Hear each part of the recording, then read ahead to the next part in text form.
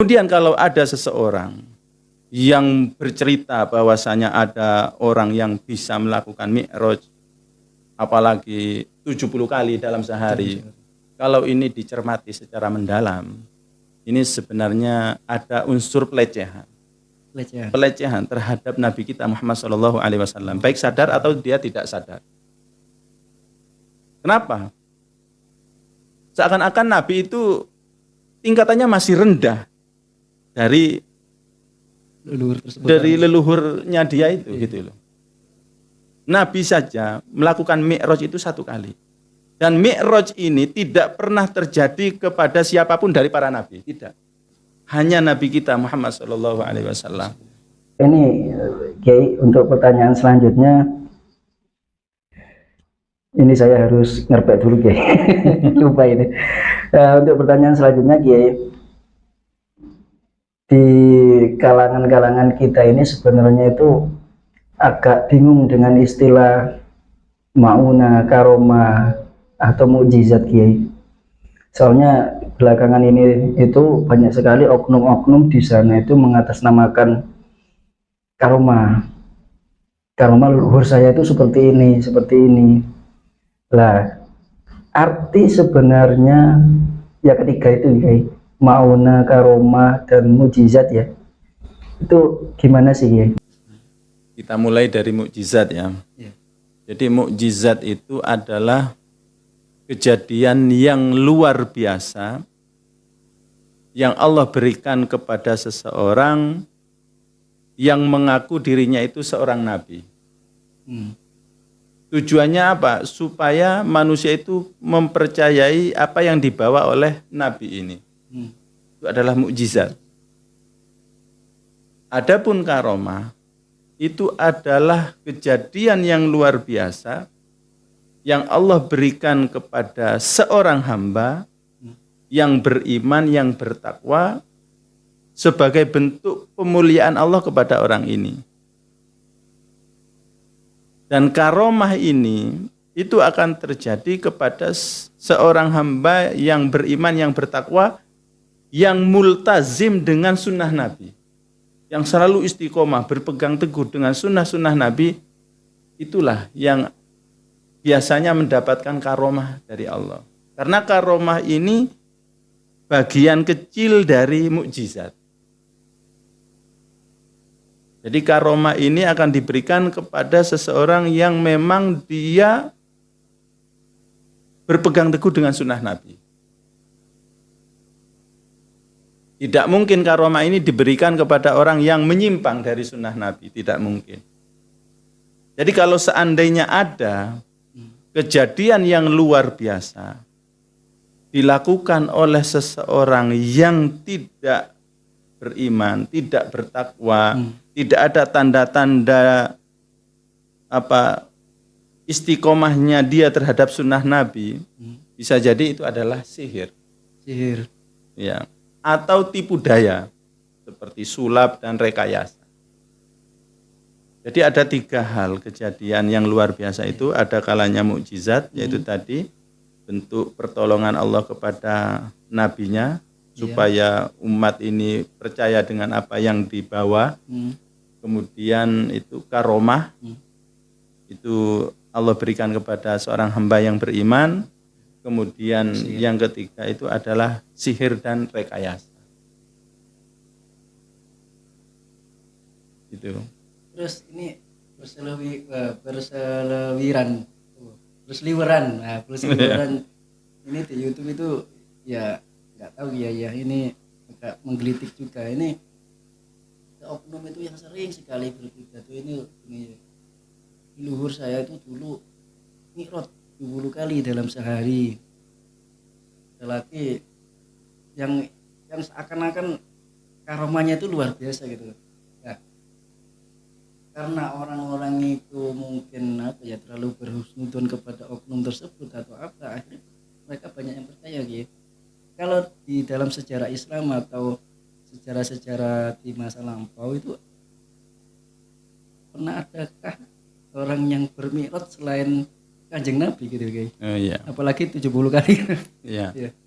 Mi'raj itu memang dijelaskan oleh para ulama itu adalah mukjizat Nabi. Mi'raj itu adalah naiknya ruh dan jasad Nabi ke Sidratul Muntaha dalam satu malam. Ini adalah bentuk mukjizat. Mukjizat itu seperti tadi yang kita jelaskan adalah bentuk kejadian yang luar biasa yang diberikan oleh Allah kepada seorang nabinya. Nah, ini adalah mukjizat. Kemudian kalau ada seseorang yang bercerita bahwasanya ada orang yang bisa melakukan mi'raj apalagi 70 kali dalam sehari, kalau ini dicermati secara mendalam, ini sebenarnya ada unsur pelecehan terhadap Nabi kita Muhammad SAW, baik sadar atau dia tidak sadar. Kenapa? Seakan-akan Nabi itu tingkatannya masih rendah dari leluhur tersebut, dari leluhurnya dia itu, gitu loh. Nabi saja melakukan mi'raj itu 1 kali. Dan mi'raj ini tidak pernah terjadi kepada siapapun dari para nabi, tidak. Hanya Nabi kita Muhammad SAW. Jadi kalau ada orang yang menyatakan ada mbah saya melakukan mi'raj sampai 70 kali, ini sebenarnya ucapan yang jelas-jelas menyimpang. Bahkan semestinya orang ini harus ditegur, bahkan perlu ditakzir. Karena melakukan Pelecehan. Sangat melecehkan itu. Keyakinan yang seperti ini sangat melecehkan. Karena mukjizat itu khusus kepada seorang nabi. Tidak mungkin diberikan kepada selain nabi. Dan itu pun nabi tertentu saja, nabi kita saja. Nabi-nabi sebelumnya itu tidak ada satupun nas yang menjelaskan bahwasanya salah satu nabi sebelum Nabi Muhammad itu diberi kesempatan mi'raj ke Sidratul Muntaha, itu tidak ada. Jadi kalau ada orang yang menyatakan mbahnya melakukan mi'raj, ini ngawuran. Kengawuran. Tidak boleh dipercaya ini, ya sangat keliru. Sangat keliru. Bahkan perlu ditakzir kata Kiai. Perlu ditakzir itu. Ya, jadi ya memang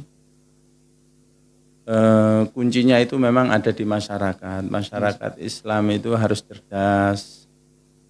Ya, sebenarnya orang-orang yang sering memberikan ceramah-ceramah keyakinan tanpa ada dasarnya, itu sebenarnya tidak perlu dikasih panggung itu. Tidak perlu dikasih panggung. Iya, karena Islam itu akan rusak dengan dai-dai yang semacam ini. Dai-dai yang tidak berlandaskan kepada Al-Quran dan Sunnah Nabi, pemahaman para sahabat, itu adalah dai-dai penyeru terhadap neraka jahanam. Kata Nabi itu akan ada du'atun ala abwabi jahannam. Itu akan ada, akan muncul nanti dai-dai penyeru kepada neraka jahanam. Ditanya siapakah mereka ya Rasulullah? Hum min jildatina. Mereka itu dari bangsa kita. Secara kulit, bahasa, intinya para ulama menjelaskan dari sesama kaum muslimin. Tapi mereka itu la yastannuna bisunnati. Dalam penyampaiannya itu tidak berlandaskan dengan sunnah-sunnah. Wala yahtaduna bihudaya. Mereka tidak memberikan petunjuk dengan petunjuk-petunjuk. Dan kewajiban para ulama itu adalah menegur keyakinan-keyakinan yang semacam ini yang tidak ada landasannya. Tidak boleh yang paham kekeliruan ini diam. Karena itu bisa disebut dengan syaitonun akhras. Apa itu, Ki? Setan yang bisu. Ngerti terhadap kemungkaran ini tapi mendiamkan. Mendiamkan. Ya. Iya, tentu itulah kembali lagi ke masyarakat kita gitu ya. Iya. Jadi kalau masyarakat kita itu cerdas, berilmu, ya mungkin paham-paham seperti ini Ya, gampang. itu tidak akan laku nanti. Tidak akan laku. Tidak akan laku. Makanya masyarakat kaum muslimin itu harus cerdas memahami agama ini, tidak boleh sembrono, semuanya itu harus ada landasannya terutama dalam masalah keyakinan-keyakinan. Karena agama ini sudah sempurna. Allah dan Rasul-Nya itu sudah menjelaskan. Dan penjelasan ini sudah dijaga oleh Allah. Al-Quran sudah dijaga. Inna nahnu nazzalna dzikra wa inna lahu lahafidhun. Sesungguhnya kamilah yang menurunkan Al-Quran dan kami yang menjaganya. Begitu pula sunnah Nabi. Karena Nabi mengatakan, ala wa inni qad utitul Qur'an wa mithlahu ma'ahu. Ketahuilah aku ini telah diberikan Al-Quran dan yang serupa dengannya. Apa yang serupa dengan Al-Quran? Sunnah Nabi. Sunnah Nabi itu akan dijaga oleh Allah melalui para ulama-ulama hadis. Semua hadis-hadis Nabi itu sudah dibukukan, ditulis. Bahkan hadis-hadis yang doif, yang maudhu itu pun juga dibukukan untuk membedakan. Makanya umat Islam itu kalau mendengar ceramah-ceramah yang isinya keyakinan-keyakinan yang kayaknya tidak pernah didengar, harus ditanyakan dalilnya itu dari mana. Jangan sampai malu, wajib bertanya itu. Wajib bertanya. Dan ulamanya pun wajib menjelaskan. Wajib menjelaskan. Ya.